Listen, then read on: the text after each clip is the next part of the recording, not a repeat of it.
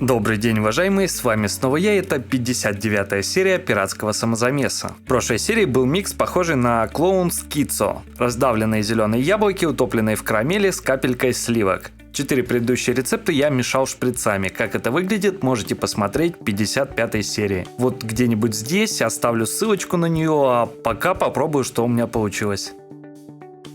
По мне, так все-таки слишком много карамели. Я бы занизил ее на пару-тройку процентов, чтобы она ушла на фон. За ней идут яблоки с кислинкой и небольшое кремовое послевкусие. Получилось средненько. Если ждете аромки к предыдущей серии, то лейте меньше карамели. Получится хорошо. Ну и теперь сегодняшняя серия. Рецепты аромки все так же предоставлены магазином cloudbar.org. За это им огромное-преогромное спасибо. Ссылку на них вы найдете в описании этого видео, а мы продолжим линейку. Клоун и микс будет похож на клоун Sweet Tooth.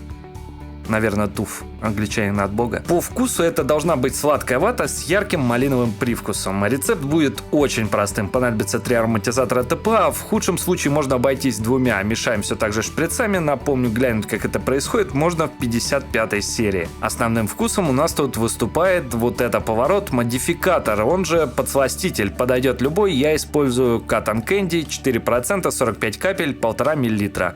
Можно использовать любой другой подсластитель, этилмальтол или свитенер, к примеру, без разницы.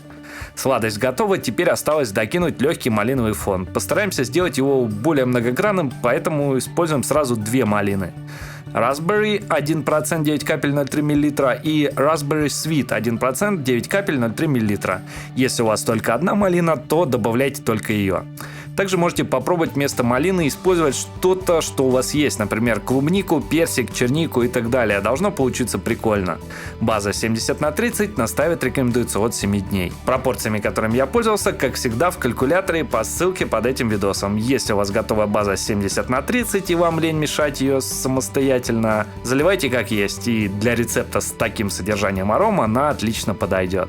Попробую, что у меня вышло в этом очень простом рецепте. Ну а вышло, как и задумывалось, сладость с послевкусием малины. Малиновую аромку саму по себе не особо люблю, но если рассматривать это как простой микс, то очень даже ничего.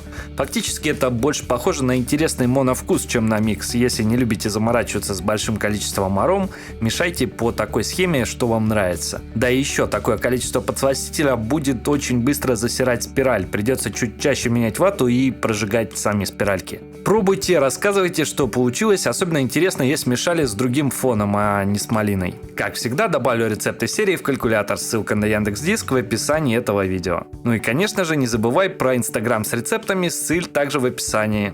Спасибо, что досмотрел до конца. Приятного и пока. Похож на клоун Sweet Tooth. Англичанин от бога.